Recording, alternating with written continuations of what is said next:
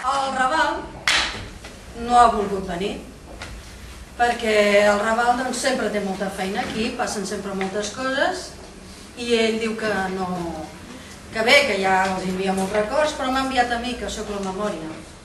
I la memòria doncs no té cronologia, va davant i darrere, perquè demanar cronologia a la memòria doncs és com demanar que el temps s'aturi, que les hores no corrin, que el pensament tingui un aturador. I bé, parlarem del Raval, dels seus orígens, tot i que a ell no li agraden els seus orígens, perquè els seus orígens no són gens glamourosos, són uns orígens... vostès ho jutjaran. El Raval sempre el tindrem aquí, perquè el Raval és tan antic com el món. Ja hi era, sempre hi ha estat aquí. Evidentment no tenia ni aquesta cara, ni tenia aquesta fisonomia, ni aquesta orografia, però hi era. I al capdavall del Raval, en època morisca, i els parlo dels segles molt avall, eren uns aiguamolls. El més semblant uns aiguamolls, inclús hi havia plantat arròs. D'aquella època morisca ens ha quedat el nom, el Raval, que vol dir els afores. Vol dir els afores perquè allà a la Rambla, a l'altra banda, hi havia la ciutat. I aquí hi havia el Raval, les afores. Després, anys segles després, van ser els horts del rei. Van aprofitar que sempre hi havia molta aigua a aquesta banda de les drassanes i van ser els horts del rei.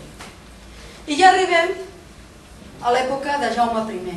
Jaume I va fer construir la segona muralla. La segona muralla baixava per tota la banda esquerra de la Rambla.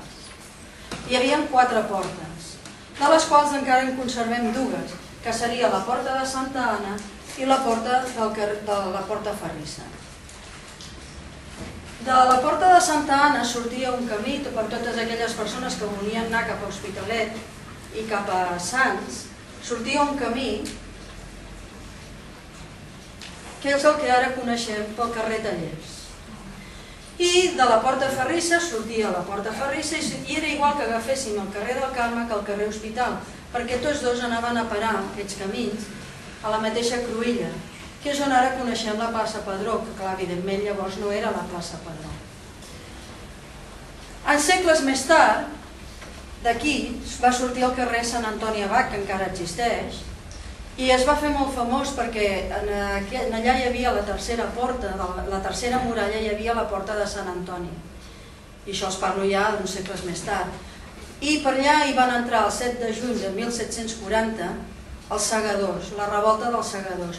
Allò que anys més tard i segles més tard hi ha passat a la història com el Corpus de Sang. El Corpus de Sang es va originar perquè la revolta va venir perquè els pagesos es van molestar molt per la pujada del pa. I d'aquí va venir que van organitzar una revolta. I és tan important aquella porta perquè posteriorment això va originar l'himne de Catalunya. I ara tornem al que seria la segona muralla. La segona muralla, tota la Rambla, era Rambla de debò i baixava aigua, no com ara que està soterrada. I la Rambla acollia totes les aigües que baixaven de Collserola. El Raval, molt més modest, acollia només les aigües que baixaven de Montjuïc. I d'aquell temps ens han quedat 2 mostres, que són la Riera Alta i la Riera Baixa. Ja veuen si té coses, i encara no hem arribat ni al nostre segle, ni al segle XVIII, ni al segle XVII. Això serà llarg, vull dir que ens ha de donar per moltes merendes. I bé, doncs, com els deia, han quedat la Riera Alta i la Riera Baixa. No obstant, potser després farem canvis amb el temps i avui ja els parlo d'una cosa i el proper dia. No obstant, ja en el segle XVIII, el Raval ja era no ben bé com ara, però molt s'hi assemblava. I en el segle XIX ja estava molt configurat. I ja hi havia la diferència que hi va haver durant molts anys. Ara no es nota tant, però durant molts anys hi havia el Raval de baix, que seria on estem nosaltres, i el Raval de dalt. El Raval de baix, que seria a partir del carrer Nou, cap avall, que després es va conèixer amb el barri xino, el distret de Cinquè, vull dir que de noms n'hem tingut molts i al final s'ha quedat amb el Raval, que és el que toca.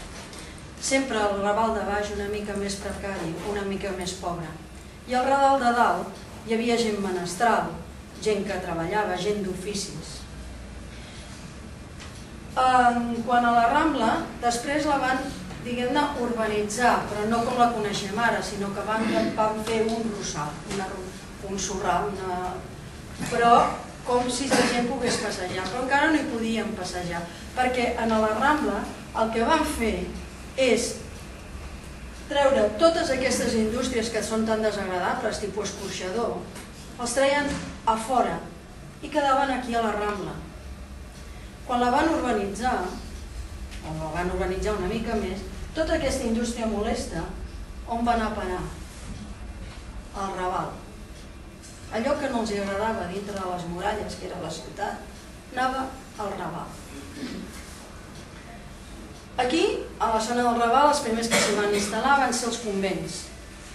Teníem el convent de Sant Pau del Camp, que encara ens queda l'església, Sant Antoni Abat, que està al final del carrer Padró, de la plaça Padró, les Jerònimes, les Carmelites, el convent de Sant Josep, que ara és el Mercat de la Boqueria, i el convent dels Trinitaris Descalços, que és on hi ha ara el Liceu, que està més amunt.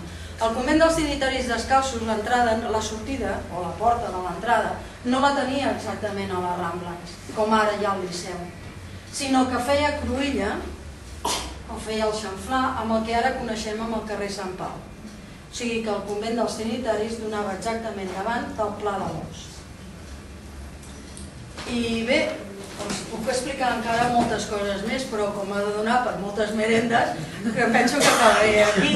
Continuarem parlant del Raval, de gent que hem conegut, de gent que potser era estimada pel barri, però no era notòria, de gent que era notòria, dels cafès, dels cabarets, de dues històries molt boniques, que no els avanço, així vindrà. I bé, llavors, fins la propera merenda.